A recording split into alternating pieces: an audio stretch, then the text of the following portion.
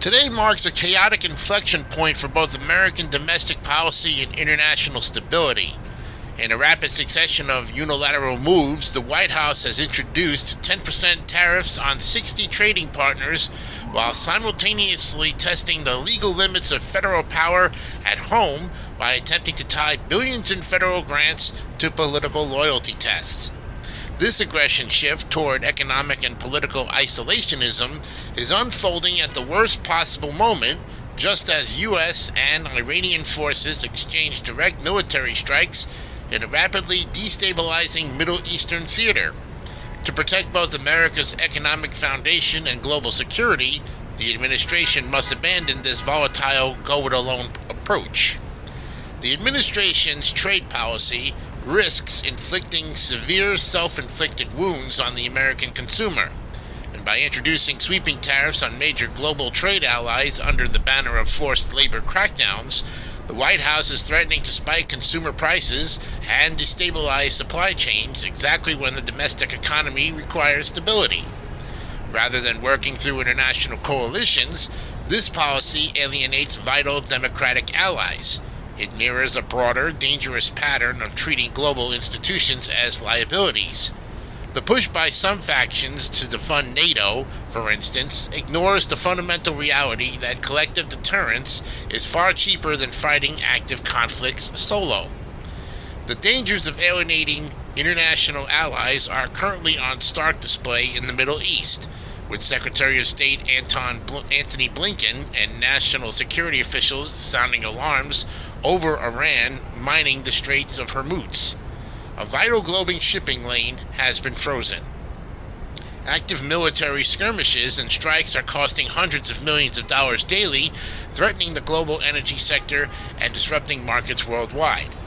Trying to manage an expansive proxy while simultaneously fighting economic trade battles against 60 different nations is a blueprint for strategic failure.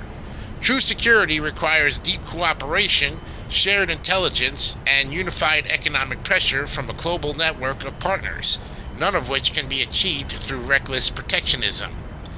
Domestically, the White House is mirroring this aggressive overreach by introducing a proposal that would allow the executive branch to block billions in federal grants if the applicants do not satisfy the president's political agenda or support anti-American values. This represents an unprecedented weaponization of federal funding. The administration's domestic focus has increasingly strayed in performative politics, as evidenced by the bizarre launch of the official aliens.gov website, a platform that uses sensationalist sci-fi tropes to redirect users toward hardline migrant deportation rhetoric. Turning critical infrastructure and community grants into ideological purity tests strips local governments of the resources they need to serve everyday citizens. The United States cannot afford to retreat into an ideological fortress while the rest of the world burns, and the current strategy of alienating trade partners, weaponizing domestic agencies, and fighting isolated military campaigns is unsustainable.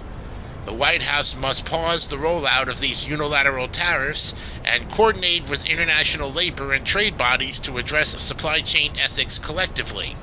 And Congress must aggressively assert its power of the purse to block the administration's political litmus test on federal grant funding. In the Middle East, the U.S. must immediately lean on a multinational coalition to secure the Strait of Hormuz. A multinational demining and maritime security framework is the only way to safeguard global shipping lanes without dragging American troops into a prolonged trillion-dollar conflict. True American leadership does not look like unchecked executive overreach or isolated trade wars.